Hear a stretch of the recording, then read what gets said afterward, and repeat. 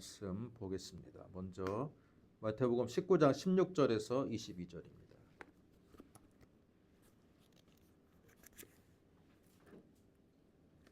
신약성경 31쪽. 저와 여러분이 한 절씩 교독하겠습니다. 어떤 사람이 주께 와서 이르되 선생님이여 내가 무슨 선한 일을 하여야 영생을 얻으리까? 예수께서 이르시되 어찌하여 선한 일을 내게 묻느냐? 선한 일은 오직 한 분이시라. 네가 생명에 들어가려면 계명들을 지키라. 이르되 어느 계명이오니까? 예수께서 이르시되 살인하지 말라, 간음하지 말라, 도둑질하지 말라, 거짓 증언하지 말라. 내 부모를 공경하라. 내 이웃을 내 자신과 같이 사랑하라 하신 것이니라. 그 청년이 이르되 이 모든 것을 내가 지키었사온데 아직도 무엇이 부족하니까? 예수께서 이르시되 네가 온전하고자 할진대 가서 내 소유를 팔아 가난한 자들에게 주라. 그리하면 하늘에서 보화가 내게 있으리라. 그리고 와서 나를 따르라 하시니. 그 청년이 재물이 많음으로 이 말씀을 듣고 근심하며 가니라. 자, 23절 4절까지 읽겠습니다. 예수께서 제자들에게 이르시되 내가 진실로 너희에게 이르노니 부자는 천국에 들어가기가 어려우니라. 내가 다시 너희에게 말하노니 낙타가 바늘귀로 들어가는 것이 부자가 하나님의 나라에 들어가는 것보다 쉬우니라 하시니. 여기까지. 아멘. 자, 읽고요. 누가복음 19장 1절에서 10절입니다. 자, 누가복음 19장 1절에서 10절.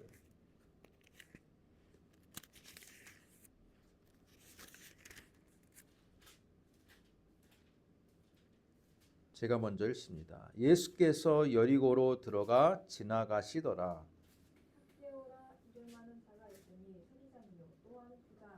그가 예수께서 어떠한 사람인가 하여 보고자 하되 키가 작고 사람이 많아 할 수 없어. 앞으로 달려가서 보기 위하여 돌무화과 나무에 올라가니 이는 예수께서 그리로 지나가시게 되미로다. 예수께서 그곳에 이르사 쳐다보시고 이르시되 삭개오야 속히 내려오라. 내가 오늘 내 집에 유하여야 하겠다 하시니 급히 내려와 즐거워하며 영접하거늘. 무사람이 보고 수군거려 이르되 저가 죄인의 집에 유하러 들어갔도다 하더라. 삭개오가 서서 주께 여짜오되 주여 보시옵소서 내 수리의 절반을 가난한 자들에게 주겠사오며 만일 누구의 것을 속여 빼앗은 일이 있으면 네 갑절이나 갚겠나이다. 예수께서 이르시되 오늘 구원이 이 집에 이르렀으니 이 사람도 아브라함의 자손임이로다. 인자가 온 것은 잃어버린 자를 찾아 구원하려 함이니라. 아멘. 자, 저희가 마태복음 19장과 누가복음 19장의 말씀을 읽었습니다. 이 말씀을 가지고 부자 청년과 삭개오의 비교라는 제목으로 말씀을 듣도록 하겠습니다. 누가복음 19장에 나오는 이 삭개오라는 사람, 여기 앉아 있는 우리 학생들 삭개오라는 이름은 좀 기억했으면 좋을 것 같습니다. 어렸을 때 제가 학생 시절에 학생부 예배가 주일 오전 9시에 있었습니다. 9시에 있었는데 전도사가 있다가도 또 금방 사임하고 그래서 전도사님이 있을 때는 학생부 예배를 전도사님이 설교를 했고 또 전도사님이 사임을 하면 장로님께서 돌아가면서 설교를 하셨는데 지금도 기억나는 것은 우리 장로님들이 설교를 하실 때마다 거의 본문이 정해져 있습니다. 거의 본문이 정해져 있어요. 그 중에 한 본문이 바로 오늘 삭개오입니다. 그래서 저 1년에 이 삭개오 설교를 한 몇 번씩 듣는지 모르겠어요. 특히 강장로님이라 하신 분은 맨날 삭개오 설교만 하는 거예요. 맨날 삭개오 설교만 하는 거야. 참 그러다 보니까 참 이 삭개오라는 인물에 대한 이 말씀을 볼 때마다 제 어렸을 때 그 학생부 시절이 좀 생각이 납니다. 부자 청년의 비유 그 말씀도 마태복음 19장의 말씀도 우리가 잘 알고 있는 말씀이죠. 자, 근데 이 두 구절을 제가 하나의 설교의 지금 주제로 삼고 있는 이유는 뭡니까? 이 두 구절이 비교. 바로 재물에 관련되어 있는, 재물과 관련되어 있는 이 공통 주제가 있기 때문에 오늘 본문을 제가 택하였습니다.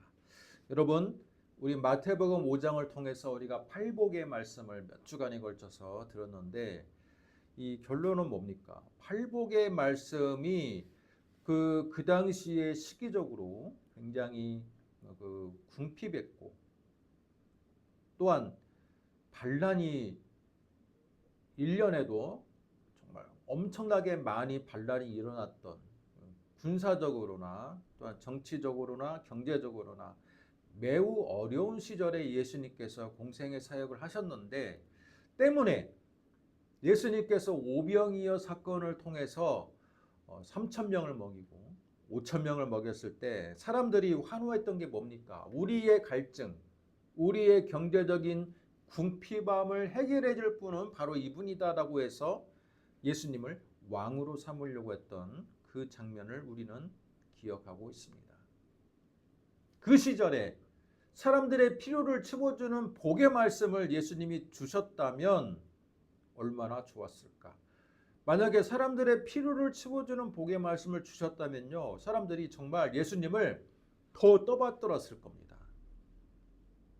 그런데 예수님께서 제자들과 무리들을 이끌고 산으로 데려가셨어요. 그리고 다 앉혀놓고 바로 산상수, 산 위에서 예수님의 하나님의 나라의 복음의 핵심의 말씀을 가르치셨는데 그 중에 하나가 팔복인데 이 팔복의 말씀을 보면요, 많은 무리들과 군중들의 갈증을 해결해 줄 만한 복은 별로 없었다라는 거예요. 많은 사람들은 우리들 하나님 믿으면 만사가 형통하고 가정이 잘 되고 병이 낫고 돈을 많이 벌게 된다는 그런 말씀만 한마디만 해 주셨다면, 그죠? 얼마나 많은 사람들이 예수님을 더 좋아했을까? 왜? 그 시대가 그만큼 어려운 시대였으니까. 여러분,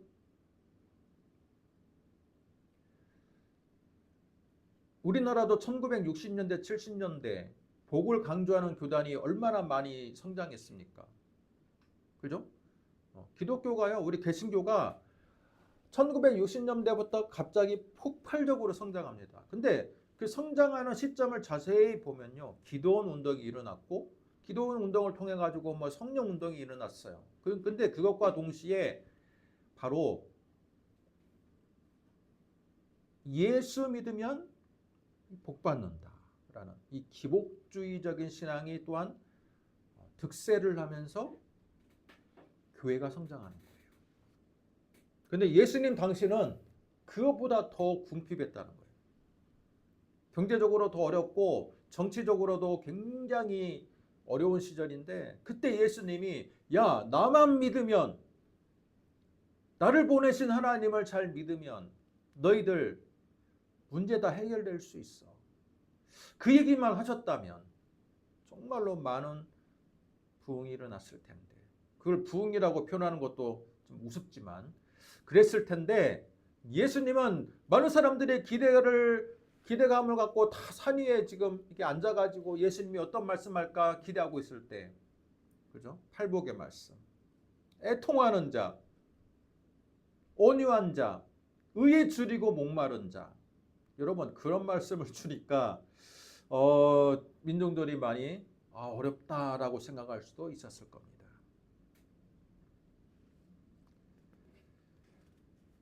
자, 그런 것을 가지고 우리가 오늘 말씀을 우리가 보았으면 좋겠습니다. 여러분, 기독교인들, 교회를 다니는 우리 기독교인들이 이 부에 대해서 어떤 관점을 가져야 될까가 오늘 설교의 근본적인 핵심 주제입니다. 한 20년 전에 통합 측의 김동호 목사님 여러분 아시죠? 예, 동안교회에서 목사님 담임 목사로 사역하실 때 책을 하나가 냈습니다. 깨끗한 부자. 별로 두껍지도 않아요. 근데 그 깨끗한 부자라는 책이 많은 이 젊은 크리스찬들 청년들에게 많은 인사이트를 줬습니다. 감동을 줬습니다. 그래서 나오는 주장이 뭐냐면 청부론입니다. 청부론이 뭡니까? 풀을 청, 깨끗할 청. 청에다가 부자 부예요. 론. 자, 깨끗한 부자론입니다. 이분이 깨끗한 부자라는 책을 통해서 주는 메시지는 뭐냐? 정직하게 벌자는 거예요. 우리 믿는 사람들이 부를 추구를 해야 되는 거예요. 부를 멀리해서는 안 되고 부를 추구하되 합법적인 방법으로 최대한 부를 추구하기 위해서 노력해야 된다. 부를 추구하고 나서는 어떡합니까? 11조 하나님의 것을 드리고 또한 하나님의 교회를 위해서 물질로도 헌신하고 그리고 나서 남은 그 소유는 바로 하나님의 우리에게 주신 축복이므로 누려야 된다. 자, 그 청부론에 많은 청년들이 정말 좋아했습니다. 우리는 정말 너무 청빈하게 사는 게 성경의 핵심 메시지가 아니라 우리는 깨끗한 부자로서 이 자본주의 세상에서 우리는 떵떵거리면서 오히려 하나님 믿는 백성이 더 잘 되는 모습을 보여줘야 된다라는 그것에 많은 청년들이 열광했습니다. 그런데 얼마 지나지 않아서 또 김영봉 목사님이 바늘길을 통과한 부자라는 책을 냈습니다. 바늘길을 통과한 부자. 여러분, 바늘길을 통과한 부자가 말씀에 어디에 있습니까? 우리 조금 전에 읽었잖아요. 네. 어디에 있어요? 마태복음에 있습니까? 마태복음 19장에 있죠.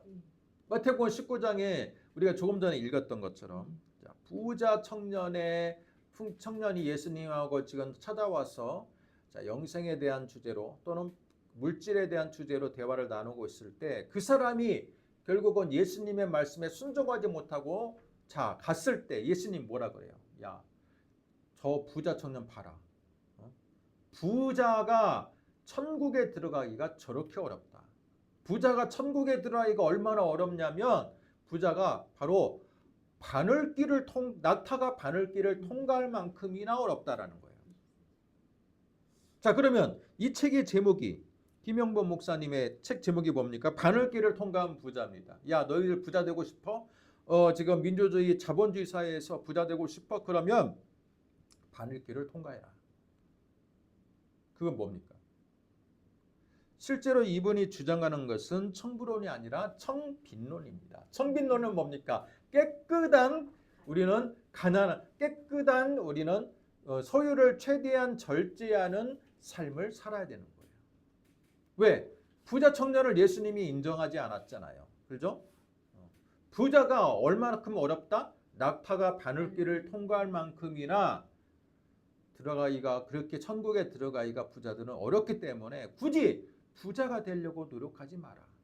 깨끗한 우리는 소유를 최대한 절제하며 살아야 된다라는 주장이었습니다.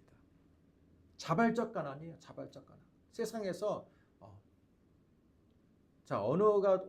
여러분은 두 가지 청부론과 청민론 중에 어느 게 더 마음에 듭니까? 청부론이 좋다. 손 한번 들어보세요. 청부론. 손 들어보세요. 소민이 손 들어보세요. 아니다. 나는 청빈론이다. 예수님께서 부자가 낙타가 바늘길을 통과할 만큼이나 부자가 천국에 들어가기 힘들다고 했으니까 나는 청빈론이다. 손 들어보세요. 청빈론은 없고 청부론만 손을 드네요. 자, 여러분이 한번 책을 한번 읽어보시기 바랍니다. 제가 잠깐 이 에피소드로 이야기하는 이 책 소개가 오히려 책의 근본적인 내용을 너무 그죠 단순화시킬 수가 있어요. 그래서 김동훈 목사님의 깨끗한 부자와 김용복 목사님의 바를 길을 통과한 부자를 한번 혹시라도 검색해 보거나 또는 도서관에서 한번 대여를 해서 책을 한번 읽어보세요. 그를 통해서 여러분이 물질관, 기독교인들에게 중요한 것 중에 하나가 뭡니까? 물질관도 중요하다라고 저는 말씀을 드리고 싶습니다. 자, 오늘 말씀 먼저 부자 청년을 먼저 보겠습니다. 부자 청년.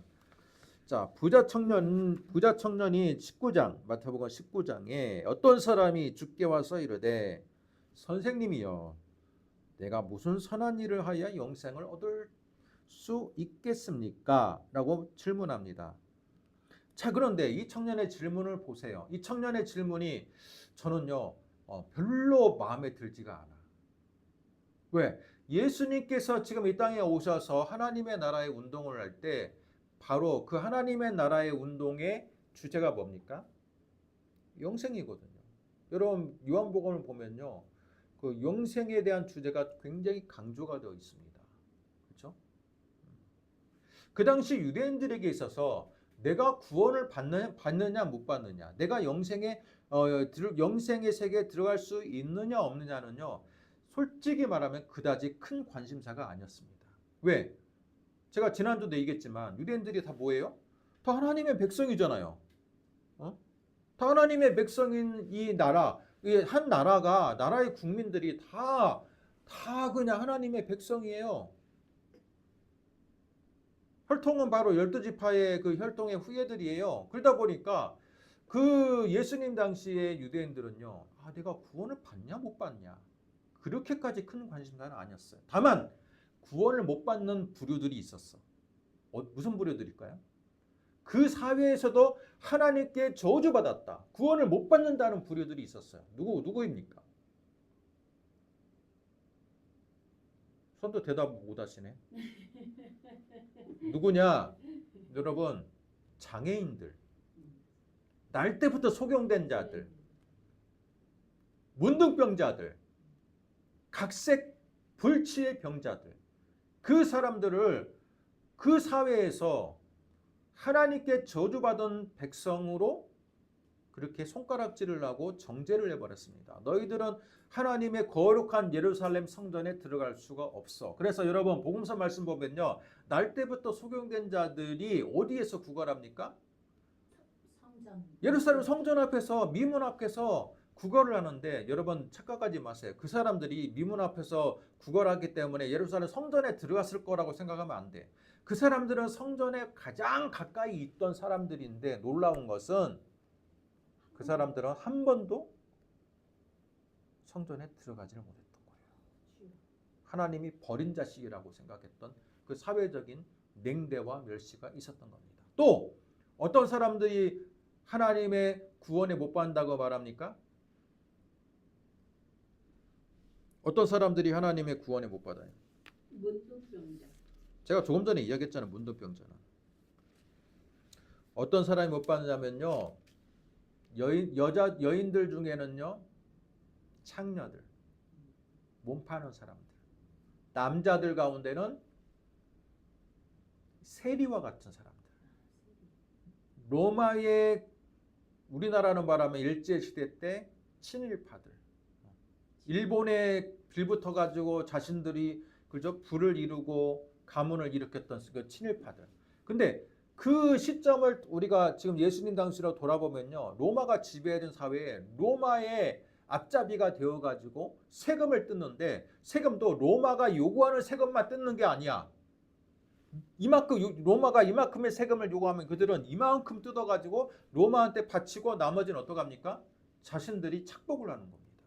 때문에 그 유대 사회에서 세리는요, 하나님이 버린 자식, 구원에 못 받는 이 사람이라고 아예 정죄가, 대표적인 사람들이에요. 그래서 세리는요, 예루살렘 성전에 들어갈 수 있습니까 없습니까? 못 들어갑니다. 못 들어가요. 예수님께서 하신 말씀을 한번 봐보세요. 여러분 누가복음 우리가 19장 본문을 봤잖아요. 누가복음 19장을 봅니까? 자, 뭐라고 말합니까? 9절을 보세요. 19장 9절. 예수께서 같이 읽습니다. 시작. 예수께서 이르시되 오늘 구원이 이 집에 이르렀으니 이 사람도 아브라함의 자손임이로다. 자, 이렇게 말했어. 여러분, 이 사람도 아브라함의 자손이라고 하는 거예요. 그러면 이 사람도라는 표현을 통해 가지고 뭐예요?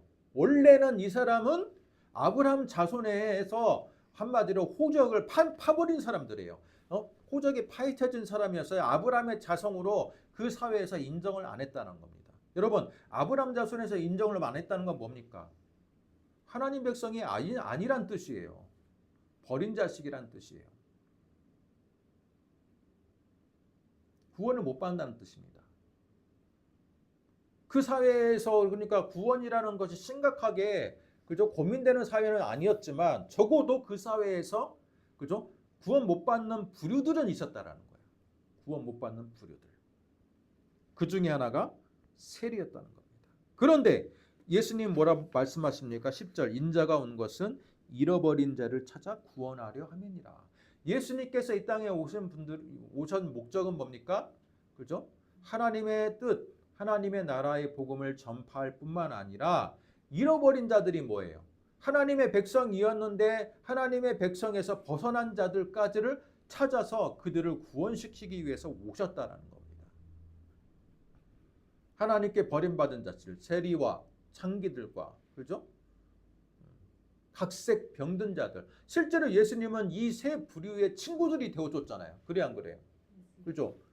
문득병자들 치유하시고 각색 병자들 다 회복시켜 주시고 오늘 말씀처럼 세리 삭개오를 직접 집에 가가지고 삭개오의 집에 손님으로 들어가셔서 구원의 말씀을 전하시고 또한 몸을 파는 창녀였던 많은 여인들에게 하나님의 나라의 회복의 복음을 전하시고 자, 이를 통해서 하나님의 나라는 회복해 나가셨다는 거예요. 그런데 오늘 말씀의 청년을 보세요. 이 청년은 뭐라고 질문합니까? 16절 마태복음 19장 16절 뭐라고 질문해요? 선생님이여 내가 무슨 선한 일을 해야 영생을 얻으리까? 원래 예수님 앞에 나왔을 때 여러분 예수님 앞에 나왔을 때 원래 그냥 정말로 필요한 질문은 뭡니까? 선생님이요 내가 영생을 얻기 위해서 어떻게 해야 됩니까? 라고 질문하지 않습니까? 그렇죠? 영생.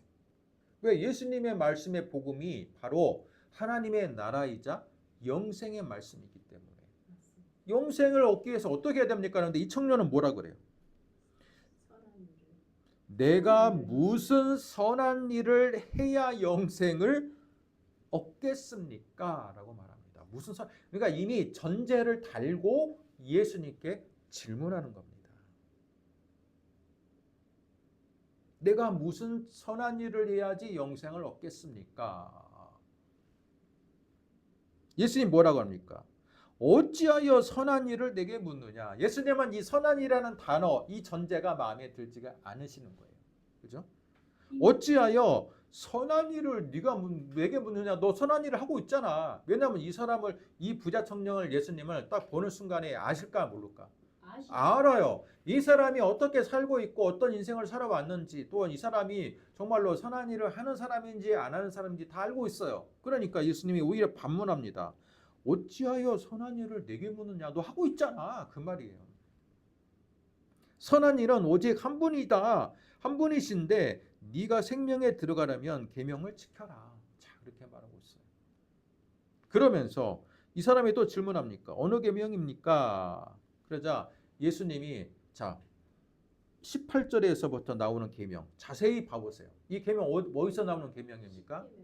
10계명의 말씀 중에서도 몇 번째 계명부터 나오는 거예요? 다섯 번째 계명. 다섯 번째 계명부터 나오는 거예요. 근데 이 계명이 다섯 번째부터 순서대로 되지는 않아. 다섯 번째가 원래 부모 공경이잖아요. 근데 살인하지 말라부터 나와. 그렇지만 어찌됐건 자세히 보면 부모 공경도 19절에 나오긴 하니까 지금 예수님은 5번째 계명부터 지금 이 핵심적인 계명을 네가 이 계명을 실천하면 네가 그나마 영생을 받을 수 있을 것 같아. 그렇게 이야기하시는 거예요. 그러자 청년이 뭐랄까요? 내가 다 지키는데 내가 이 모든 것을 내가 지켰사온데 아직도 무엇이 부족합니까? 자, 이 청년의 이 대답을 통해서 알 수 있는 건 뭡니까? 이 청년은 자기 의가 굉장히 강한 사람이에요. 아, 내가 이 정도면 내가 10계명도 예수님이 10계명을 말씀하시는데 10계명은 기본이죠. 그런 말이죠. 613가지 율법을 지키기 위해도 내가 노력했던 사람인데 이 603가지 그 10가지 계명 내가 못 지키겠습니까? 당연합니다. 저는 당연합니다. 다 지켰습니다. 그렇게 말하는 거예요. 이 모든 것을 내가 지켰습니다. 참 말해요. 근데 여러분 자세히 보세요.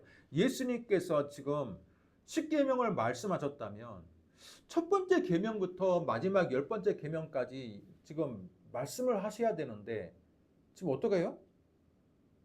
필요한가 보다. 첫 번째에서 네 번째 계명, 하나님과의 관계되는 계명을 빠뜨리셨어. 그리고 사람들과의 관계성에서 필요한 5번째 계명부터 지금 이야기하고 있다는 건 뭡니까? 이 사람이 첫 번째에서 네 번째 해당하는 이 하나님과의 관계성에서 약간의 지금 온전한 관계가 회복이 못됐기 때문에 예수님이 그런 말씀을 하시지 않았을까라는 생각을 해볼 수가 있어요. 5번째 계명부터 말하니까 이 청년이 당연히 지켰습니다. 이렇게 말합니다. 그러자 예수님께서 21절, 자 21절, 내가 온전하고자 할진대 가서 내 소유를 팔아 가난한 자들에게 주라. 그리하면 하늘에서 보화가 내게 있으리라. 그리고 와서 나를 따르라. 여러분, 예수님이 결국은 이 청년을 어떻게 하는 겁니까? 스카우트하는 거예요. 스카우트 하기를 원해. 자, 나에게 와. 근데 나에게 올 때 조건이 있어. 자, 어떤 조건입니까? 다 팔. 무일푼으로. 네 소유를 다 팔아서 가난한 자들에게 주면 하늘에 보화가 있을 거니까 다 팔고 나를 따르라. 그러자 이 청년이 어때요? 채물이 많음으로 이 말씀을 듣고 근심하며 가는 거예요. 자, 여러분, 예수님의 제자들을 부를 때 생각해 보세요. 여러분, 여기 보세요. 예수님의 베드로를 부르고 안드레를 부르고 야고보, 요한을 부르고 예수님의 그 마태를 부르고 여러 가지 제자들을 부를 때 제자들이 다 이렇게 예수님이 똑같이 말씀하셨나요? 네가 나를 따르려거든 너의 소유를 다 팔아서 가난한 자들에게 나눠주고 나를 따르라. 했습니까? 안 했습니까? 안 했죠. 했습니까? 안 했습니까? 그냥 나를 따라. 안 했어요. 그런데 예수님이 왜 이 부자 청년에게만 유독 그죠? 제자로서 또한 네가 나를 따르기 위해서 너의 모든 이 소유를 팔아서 다 가난한 자들에게 나눠준 후에 나를 따르라 했을까? 왜 그랬을까요? 예수님이 그 청년을 꿰뚫어 보고 있는데 이 청년이 나름대로 율법을 다 잘 지키는 것을 예수님도 알고 있어. 근데 이 청년의 마음속에 가장 하나님과의 관계성 중에서 가장 약한 부분이 뭐냐면 이 사람이 물질이야. 재물에 대한 욕심이 많고 재물에 대해서 계속 불려나가려고 하는 이 탐욕. 그 욕심을 예수님이 꿰뚫어 보고 야, 너 내 제자가 되려거든. 그거 재물에 대한 욕심, 탐욕 그거 다 내려놓고 나를 따라야 돼. 자, 그렇게 지금 말하는 겁니다. 여러분, 재물에 대한 욕심, 탐욕 율법에 있습니까? 없습니까?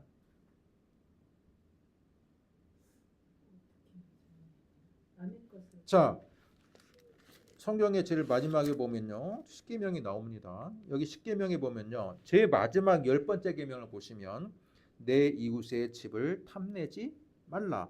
내 이웃의 아내나 그의 남종이나 그의 여종이나 그의 소나 그의 낙이나 무릇 내 이웃의 소유를 탐내지 말라. 여러분, 여기서 말하는 내 이웃의 집이라는 것, 진짜 집만을 말하는 게 아니라 결국은 탐심을 말하는 겁니다. 탐심, 남의 것. 그죠? 그런데 이 탐심을 10계명 중에 가장 지키기 어려운 게 뭘까요? 탐심이에요. 탐심. 사람은 시기 질투를 하게 돼 있잖아요. 그리고 이왕이면 내가 더 많은 사람들보다 잘 살기 위해서 내가 더 탐심을 내잖아요. 그렇죠? 그리고 마찬가지로 예수님이 이 청년에게 지금 탐심을 보는 거예요. 야, 너 지금 다 완전하는데 네 마음속에 이 탐심이 문제야. 그러니까 이 탐심을 없애려면 차라리 네 소유를 다 팔아서 바로 모든 것을 다 나눠준 해야지만이 네가 탐심을 다 버리고 나를 따르라 이거는. 그러면 예수님의 나머지 제자들은 그렇게 탐심이 있어 보이지 않았기 때문에 재물을 팔라라고 명하지 않았던 거예요. 근데 이 청년은 보니까 탐심이 가장 그죠? 하나님과의 관계성 또는 제자가 되기 위해서 가장 큰 걸림돌, 장애물이 탐심이었던 거예요. 그렇기 때문에 탐심을 버리고 나를 따르라는 겁니다. 근데 이 사람이 실제로 어때요? 탐심을 버렸습니까? 탐심이라는 것은 쉽게 버려지는 게 아니에요. 그죠? 그러면서 근심하면서 가는 거예요. 그래서 예수님이 말합니다. 야, 부자가 얼마나 하나님의 나라에 또는 제자가 되기 위해서 얼마나 어려운지 알아? 낙타가 바늘길을 통과할 만큼이나 어렵다라고 말하는 거예요. 자, 여기서 이거에 대한 해석이 분분합니다. 낙타는 여러분 알죠? 낙타 모르는 사람 있어요? 낙타 알잖아요. 그러면 바늘귀 압니까? 모릅니까? 바늘귀도 알아요. 바늘의 작은 거. 근데 이거의 바늘귀에 대한 해석이 학자들마다 좀 달라요. 실제 우리가 말하는 바늘귀라고 보는 사람도 있지만 바로 예수님 당시에 예루살렘에는요 작은 문들이 많았는데 그 중에 한 매우 작은 문이 바늘귀라고 별명이 붙여준 문이 있었다라는 거예요. 그래서 그 바늘귀에 해당하는 문을 예수님이 지칭하는 것이다라고 그렇게 해석하는 학자들도 있습니다. 그게 저는 어쩌면 더 현실적일 수 있다라고 생각이 들어요. 왜? 진짜 여러분 바늘귀는 어때요? 낙타와 바늘귀는 이건 아예 가능성이 제로잖아요. 그런데 그 예루살렘의 많은 문들 가운데 사람 한 명이 간신히 통과하는 이 바늘귀의 문이 있다면 그 바늘귀의 문과 낙타를 비교가 어느 정도 그죠? 현실적으로 비교를 할 수 있는 부분이 있어요. 그런데 그 문이 얼마나 좁았냐면 저는 그 문으로 해석합니다. 두 번째로 해석을 하는데 그 문이 얼마나 좁았냐면 25절 제자들이 듣고 몹시 놀라 이르되 그렇다면 누가 구원을 받을 수 있겠습니까?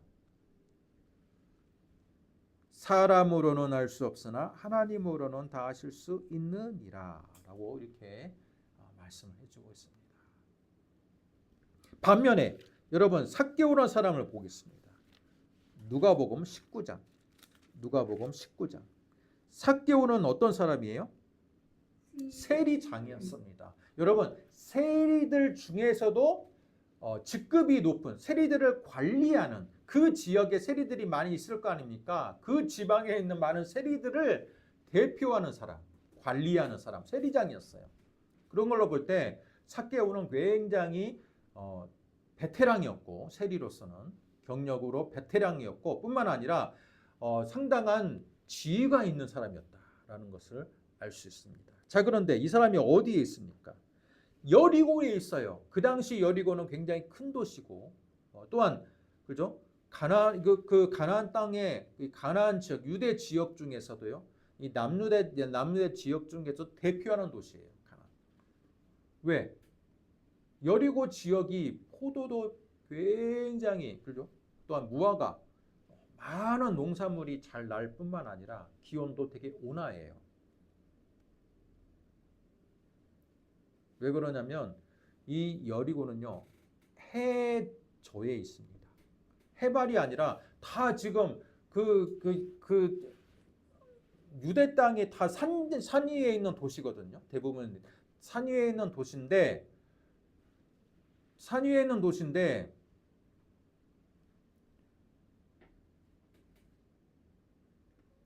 이 예루살렘에서 내려가면 예루살렘이 해발 800m에 있어요. 근데 해발 800m에서 쭉 내려가고요. 여러분 해저 300m인가 그 낮은 땅에 있는 저지대예요. 저지대이기 때문에 농사가 더 잘 돼요. 네, 농사가 잘 되고 바로 요단강 가까이 있는 도시여서 농사가 잘 되고 그 고대로부터 형성되어 있는 아주 역사와 전통이 있는 도시입니다. 그 유명한 도시의 세리장이에요. 그렇다면 삭개오는 굉장히 많은 사람들에게 무시당하고 하나님의 백성에서 탈락될 정도로 세리라는 정말 안 좋은 직업을 가지긴 했지만 경제적으로 보면 어떤 사람이에요? 또는 로마란 나라 입장에서는 보면요, 이 사람은 굉장한 유능한 관리인 거예요. 근데 이름이 삭개오잖아요. 그럼 유대인.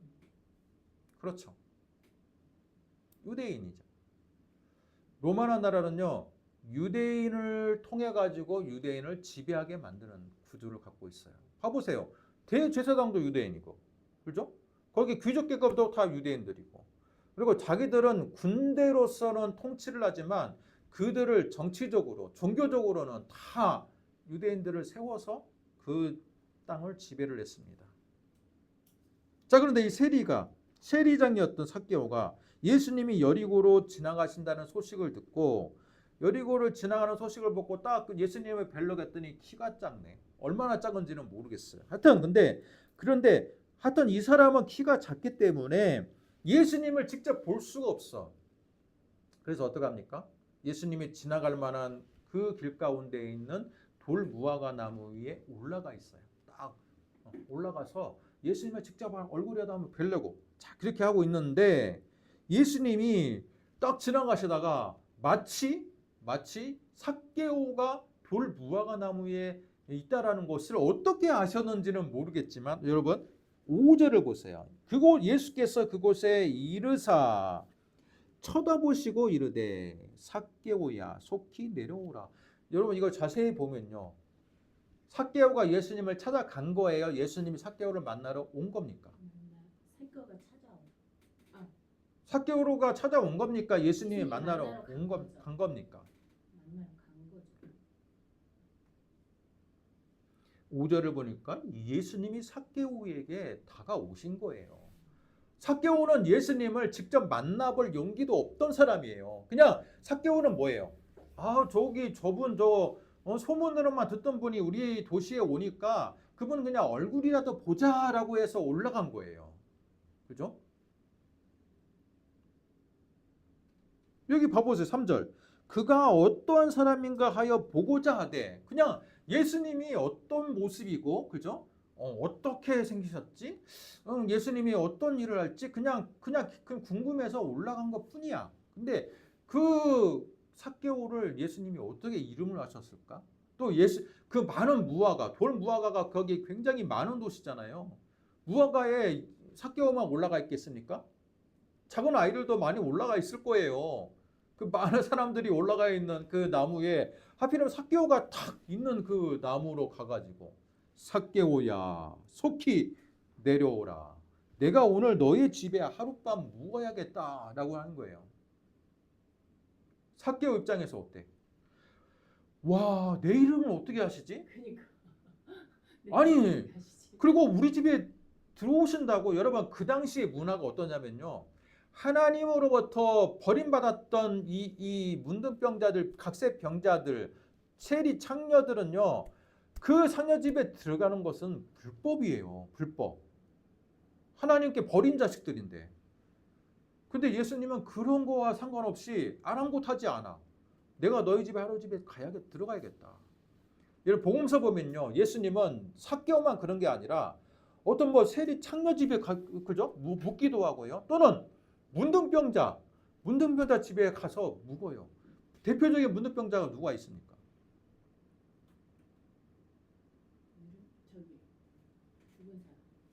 나사로.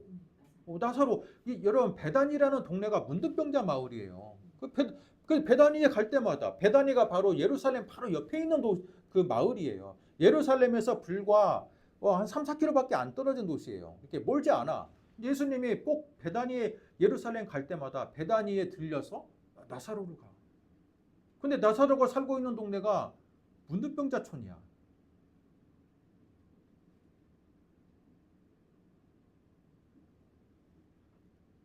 그래서 문둥병자 시몬의 집에도 가고요. 그런데 나사로가 문둥병자인지는 모르겠어요. 아마 아닐 거라고 저는 이제 이렇게 많이 이렇게 추측이 되는데 어찌 됐건 예수님은 문둥병자 시몬의 집도 가고 그 거리낌이 없어요. 그 당시 사회에서 하나님께 버림받았고 저 사람들은 지옥불에 떨어질 만한 사람들이라고 일컬어지는 그 환경임에도 불구하고 예수님은 거리낌이 없이 너희 집에 가야겠다. 삭개오가 뭐라고 합니까? 7절을 보니까 사람들이 뭐야 저분이 저기 죄인의 집에 가네. 하나님께 버린 자식들 그 사람들의 집에 가서 하룻밤을 묵는다고? 어떻게 그럴 수 있지? 자 그러고 있는데 삭개오가 뭐라고 합니까? 8절을 보세요. 삭개오가 서서 주께 여짜오되 주여 보시옵소서 내 소유의 절반을 가난한 자들에게 주겠사오며 만일 누구의 것을 속여 빼앗은 일이 있으면 네 갑절이나 갚겠습니다. 네 곱절. 만약에 1,000만 원을 내가 착복했다면 그 사람이 어떤 사람을 내가 그죠 세금을 과하게 부과해서 1,000만 원을 착복했다면 내가 몇 배를 갚아주겠다고요? 네 곱절. 네 곱절 4,000만 원으로 갚아주겠다는. 부자 청년과 삭개오의 차이가 뭐예요? 부자 청년은 물질이 회개하지 않았어요. 여러분 그런 말 있잖아요. 물질이 회개해야지 참된 회개란 말. 그 얘기 들어봤습니까? 안 들어봤습니까? 돈이 회개해야지 참된 회개다. 근데 부자 청년은 다른 것들은 다 자기의 의로움을 위해서 율법을 지켰는데 그래가지고 나는 의로운 사람이다라고 스스로 자칭하는 사람이었는데 이 사람은 돈에 대해서만큼은 탐심에 대해서만큼은 회개하지 못했어요. 돈에 대한 욕심. 근데 삭개오는 어때요? 그 당시에 돈 욕심하면요 가장 먼저 꼽히는 사람이 세리야. 근데 그것도 세리장이야. 얼마나 돈이 많았겠어요. 근데 이 사람이 뭐라고 말해요? 예수님이 이 사람에게 가가지고 부자 청년에게 했던 말을 똑같이 합니까 안 합니까? 아무도 안 했어요. 예수님이 부자 청년에게 했던 말처럼 야 삭개오야 네가 나를 따르려거든 네 모든 소유를 가난한 자들에게 나눠주고 나를 따르라. 그렇게 말씀하실 줄 알았는데 삭개오한테는 한마디도 안 했어. 근데 삭개오가 뭐라고 합니까? 알아서. 자기가 알아서 주님 우리 집에 유하신다고요? 내 소유의 절반을 내가 팔아서 가난한 자들에게 주겠습니다. 그리고 혹시라도 내가 다른 사람의 것을 착취한 것이 있다면 네 곱절로 내가 보상해 드리겠습니다. 삭개오는요 탐심을 버렸던 사람. 예수님을 만난 순간 자신이 얼마나 죄인임을 깨닫고 죄 중에 가장 치명적인 죄가 바로 탐심이거든요. 탐심을 회개한 거예요. 부자 청년이 회개하지 못했던 이 탐심을 삭개오는 회개한 겁니다. 그러자 예수님 뭐라 그래요? 9절 오늘 구원이 이 집에 이르렀도다. 여러분 이 말은요 굉장히 그 당시 사회에서는 정말 획기적인 말이에요. 왜? 세리는 구원을 못 받거든. 그죠? 세리는 예루살렘 성전에 들어갈 수가 없거든. 근데 오늘 구원이 이 사람에게 이르렀다는 건 뭐예요? 이 사람이 하나님의 백성으로 회복됐다라는 거예요. 그러면서 이 사람도 이제는 아브라함의 자손이다. 하나님의 자손으로 회복되었다. 아멘. 부자 청년과 삭개오의 차이가 뭡니까? 돈에 관련되어 있는 탐심을 버리느냐 버리지 못하느냐의 차이인 겁니다. 여러분 율법을 다른 것을 지키기는 그렇게 노력하면 다 이룰 수 있어요. 그런데 가장 율법을 지키기 어려운 게 뭐냐? 바로 10계명의 10번째 계명 탐심인 거예요. 탐심.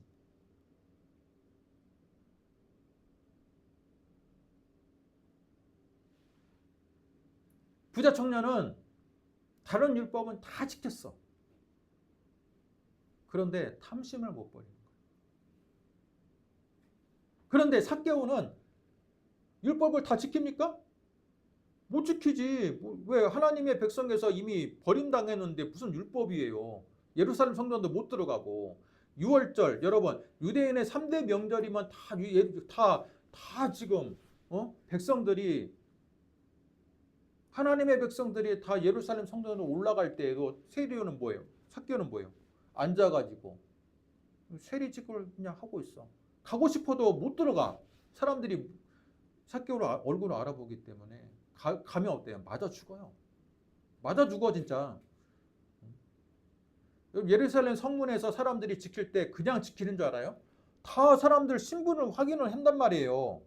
이 사람 어디 살고 있고. 근데 세리였던 삭개오가 만약에 나 지금 회개하러 돈 네가 이만큼 드릴 테니까 나 예루살렘 성전에 좀 들여보내달라고. 나 좀 제사 좀 드리게 해달라고. 그렇게 하면요. 그게 문에 지키는 사람들이 당연히 통과시켜 줄까요? 맞아 죽어요. 그만큼 세리에 대해서는요. 완전히 하나님의 버린 자식이고 민족의 반역자. 그런 낙인이 찍혀 있는데 예수님이 세리의 장이었던 삭개오에게 뭐라고 말합니까?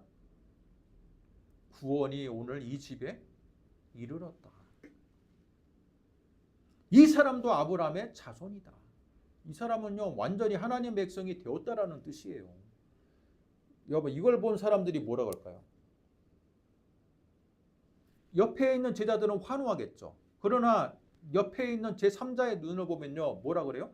아니 이 사람이 무엇이간데 자기가 마음대로 구원을 주고 말고 그렇게 결정할 수 있는 권한이 있지? 그렇게 생각할까요? 안 할까요? 생각하겠죠.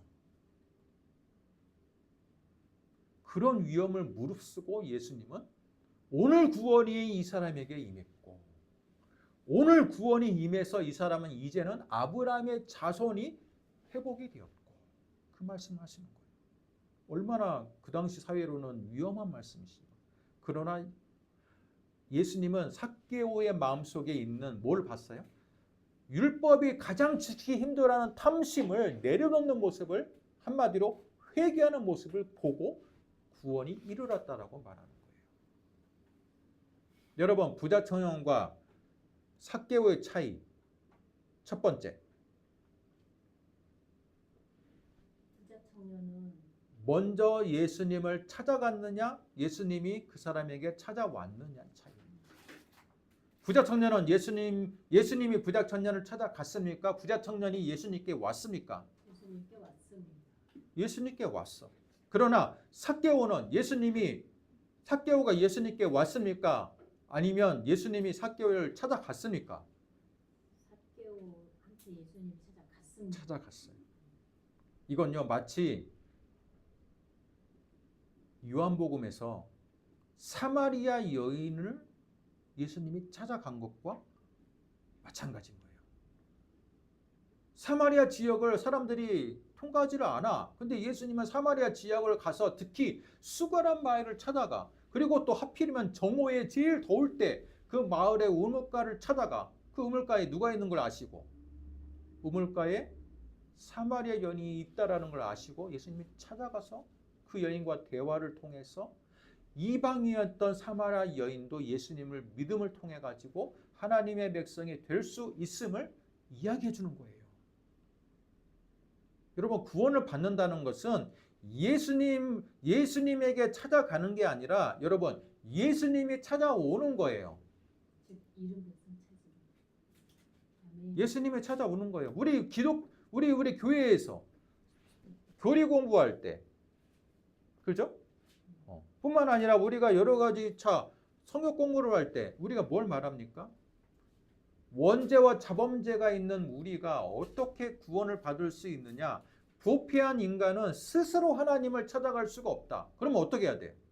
하나님이 우리에게 찾아와 주셔야 우리가 회개하고 구원을 받을 수 있다라고. 여러분 그건 교리의 가장 핵심이잖아요. 그런데 여기 부자 청년과 삭개오는요 그 교리의 핵심을 지금 건드리고 있어요. 아멘. 부자 청년은 뭘 상징해요? 구약의 율법을 상징하는 거예요. 구약의 율법의 대표자를 상징하는 거예요. 구약의 율법의 대표는요, 구약의 율법은요, 자기 의를 통해서 구원을 이루어 가려고 하는 거예요. 그렇기 때문에 예수님이 다가오는 게 필요합니까? 안 필요합니까? 필요 없다라는 거야. 예수님이 다가오는 게 필요 없으니까 내가 스스로 그저 구원의 완성을 확인하러 예수님께 잠깐 온 거예요. 나 이 정도면 구원되는 거 아니야? 라고 지금 부자 청년이 말하는 게 바로 율법이 예수님에게 지금 말하고 있는 거예요. 야, 나 구약의 율법인데 구약의 율법만 잘 지켜도 내가 이 정도면 구원 받는 거 아니야? 이 정도면 영생 되는 거 아니야? 지금 그렇게 말하고 있는 거예요. 근데 예수님 뭐라 그래요? 구약의 율법을 잘 지키는 청년을 봤더니 율법만 잘 지켜도 구원은 받는데 가장 율법의 핵심인 탐심을 내려놓아야지 구원이 완성될 것 같은데 이 청년을 보니까 다른 건 다 지켜. 그죠?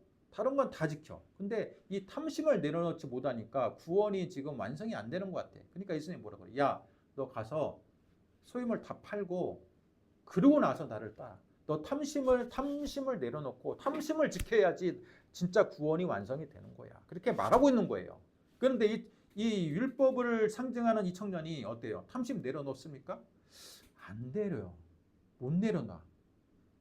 실망해서 가버려.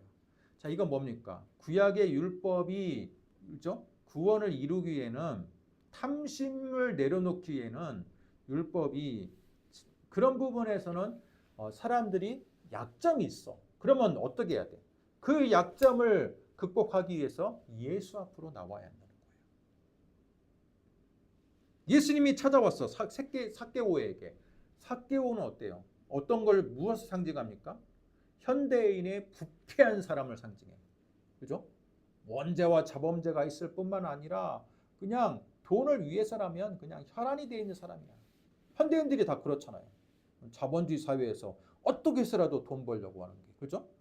불법을 행해서라도 걸리지만 않으면 그냥 뭐 돈을 축적하려고 하는 그런 시대를 살고 있잖아. 그런데 그 현대인을 상징하는 게 삭개오인데 예수님이 어때요? 삭개오가 예수님을 찾아갑니까?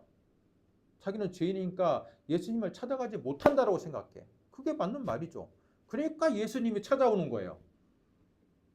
죄인이니까. 그런데 이 사람은 예수님을 만난 순간 내가 얼마나 하나님 앞에서 죄인임을 자기가 깨달아요. 그죠? 깨닫는 순간 그가 고백하는 게 뭐예요? 율법이 내려놓지 못했던 탐심을 예수님 앞에서 자신의 약점을 발견하고 탐심을 내려놓아. 율법에서 가장 지키기 어려운 게 탐심이거든요. 그러자 예수님이 야, 드디어 이 사람이 율법을 잘 지키는 청년조차 통과하지 못했던 탐심을 내려놓는 모습을 보면서 드디어 이 사람이 구원의 백성이 되었구나 라고 말하는 거예요. 그러면 여러분은 어떻습니까? 여러분은 지금 부자 청년으로 여기 앉아 있습니까? 아니면 삭개오로서 여기 앉아 있습니까? 우리는 삭개오로 앉아 있는 거, 삭개오로서 앉아 있는 거죠. 부자 청년으로서 나는 이 정도면 내가 하나님 앞에서 내 스스로 구원을 이루기에 나는 충분한 삶을 살고 있기 때문에 이 자리에 앉아 있습니다라고 대답하면 여러분 대답을 잘못하고 있는 거예요. 우리는 삭개오로서 이 자리에 앉아 있는 거예요. 삭개오만큼 재물을 사랑하고 있는지는 모르겠지만 하여튼 우리는 삭개오로서 이 자리에 앉아 있어. 근데 우리가 이 자리에 앉아 있는 이유는 삭개오를 찾아왔던 예수님처럼 예수님이 삭개오를 찾아왔던 것처럼 예수님이 지금 우리를 찾아왔기 때문에 우리가 이 자리에 예수님을 만났기 때문에 앉아 있는 거예요. 그러면 예수님이 우리에게 요구하는 건 뭘까요? 스스로 예수님을 만난 삭개오처럼 탐심을 내려놓으려고 하는 결단이 우리에게 필요하다는 거예요. 스스로 탐심을 내려놓는 결단이 필요하다는 거예요. 예수님이 요청합니까? 야, 너 보니까 지금 욕심이 그득그득한데 너 지금 부자 청년처럼 다 재산 팔아가지고 나를 따라. 여러분 이단들이 잘하는 게 이 부자 청년 마태복음 19장 이단들이 굉장히 좋아합니다. 왜? 통일교든 뭐든 여러분 기독교에서 파생된 이단들이 좋아하는 구절 딱 찾으라면요 요한계시록 찾아요. 왜? 요한계시록은 두리뭉실하거든. 비유와 상징이 많거든. 그러니까 이렇게 자기들이 원하는 대로 해석을 그냥 꿰어 맞출 수가 있어. 또 요한계시록 말고 그들이 좋아하는 구절 하나가 바로 마태복음 19장이야. 왜 그래요? 예수님이 소유를 다 팔라고 했는데 야 너희들도 소유를 팔아서 우리 집 빨리 우리한테 바치라는 거야. 그렇게 적용을 합니다. 그러면 이단에 빠지면 어때요? 뭐 집도 돌고 오면 다 바치잖아요. 막 그 사람들이 성경을 이상하게 적용하면요 그렇게 되는 거예요. 예수님이 삭개오에게 팔라고 합니까? 그런데 삭개오가 자발적으로 회개하는 거예요. 왜? 내가 예수님 하나님의 아들인 예수님을 만났을 때 내가 얼마나 죄임을 예수님과 몇 마디 섞어보고 나서 그냥 깨달았어. 그분의 존재 앞에서 내 부족함을 알았어. 그래서 그거 나서 회개하는, 그죠? 회개가 결국은 가장 구약의 율법이 회개하기 힘든 부분이 탐심인데 탐심을 회개하는 거예요. 탐심을 회개하는 거예요. 절반을 내가 팔아서 주고 혹시라도 내가 토색한 게 있다면 4배를 갚겠습니다. 저는 이 말을 통해 가지고 어떤 사람은 그래요. 삭개오는 이 죄인 중에 죄인이고 뿐만 아니라 여러분 설교가 좀 길어지는데 뿐만 아니라 삭개오는 정말 이 사기를 많이 쳤다라고 그래서 4배를 갚겠다라고 지금 약속하고 있는 거다. 그렇게 말하는데 여기 말씀을 자세히 보시면 뭐라고 되어 있습니까? 속여서 빼앗은 일이 있으면 만일이에요. 만일을 빼고 그냥 내가 누구 것을 속여 빼앗았다면 내 값을 갚겠습니다라고 하는 게 아니라 만일. 자, 만일이라는 표현은 뭐냐면 그럴 일은 별로 없겠지만 그럴 일은 없겠지만이라 어느 정도 그런 뉘앙스가 있는 거예요. 자, 이건 보면요. 삭개오는요. 나름 세리라고 멸시와 천대를 받고 또 세리장이 됐지만 나름 세리로서는 자신은 그래도 정직하기 위해서 노력하려고 했던 사람이지 않았을까 저는 그렇게 추측합니다. 이건 제 추측이에요. 근데 어느 정도 근거 있는 추측이라고 저는 생각이 돼. 왜? 적어도 하나님의 아들 예수님 앞에서 만일 내가 혹시라도 그럴 일은 없겠지만 착복한 게 있다면 내가 4배를 갚겠습니다. 라는 것은요. 그만큼 내 인생이 적어도 나는 죄인이었지만 죄인인 세리로 살았지만 그만큼 나는 철저하게 로마에서 거두라는 세금 외에는 다른 사람들을 내가 착복하는 일은 그래도 없었을 것이다. 혹시라도 있었다면 내가 4배를 갚겠습니다라고 하고 말하고 있다라는 그거예요. 저는 그렇게 뉘앙스가 느껴져요. 그리고 예수님 즐거워하고 영접했다는 글이 있어요. 굉장히 겸손한 사람이에요. 네. 그걸 너무 이제 극단적으로 끌고 가면 또 자기 의가 돼. 삭개오는 원래 의로운 사람이었다라고 해석이 되니까 그게 그렇게 해석이 되는 건 아니지만 어쨌든 세리는 분명히 죄인의 직업이었고 또 불법적인 거였기 때문에 또는 그는 예루살렘 성전을 가지 못했기 때문에 분명히 죄인이고 그죠? 이방인과 같은 그런 자기 민족에서 완전히 축출을 당한 사람은 맞아. 그렇지만 적어도 세리로서 그 당시에 난 좋은 평판이었던 그죠? 남의 것들을 더 많이 착복했던 인생에서는 그래도 상대적으로 거리가 멀었던 사람이 삭개오였지 않았을까. 뿐만 아니라 삭개오는 어떤 사람이었어? 나는 비록 예루살렘 성전에 들어가지 못하는 하나님의 백성이 아니지만 예수님에 대한 관심은 있던 사람이잖아요. 그렇죠? 네. 진리에 대한 관심이 있던 사람이에요. 그러니까. 그래서 근데 그렇지만 예수님을 만날 생각은 하지는 못했어. 그죠? 근데 예수님이 그분에게 다가와서 그 사람을 찾아와서 그 집에 유하는 거예요. 탐심을 회개하는 겁니다. 자, 오늘 말씀의 제목을 통해서 여러분 부자 청년과 삭개오를 비교가 좀 됐습니까? 아멘. 누가 더 의로운 사람입니까? 그 당시 시대의 사회에서는요. 부자 청년이 훨씬 의로운 사람이야. 그죠? 삭개오는 완전히 하나님의 백성에서 벗어난 탈락한 사람이야. 근데 예수님의 관점으로 봤더니 누가 더 의로워요? 삭개오가 더 의로운 사람이에요. 예수님의 관점을 보면요, 사마리아 여인이 더 의로운 사람이고 삭개오가 더 의로운 사람이고 세리와 창녀들과 문둥병자들이 더 오히려 의로운 사람일 수가 있어요. 완전히 어때요? 기준을 바꾸고 있다. 바꾸고 있다.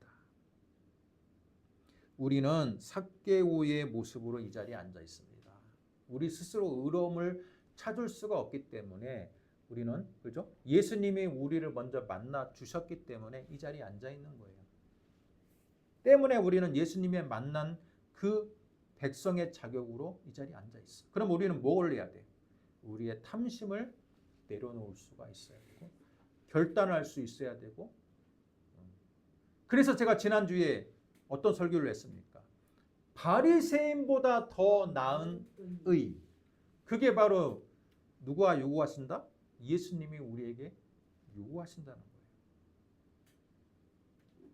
오늘 지금 바리새인보다 더 나은 의를 보여주고 있는 대표적인 사람이 누구예요? 삭개오잖아. 부자 청년이 바리새인인지 아닌지는 알 수가 없어요.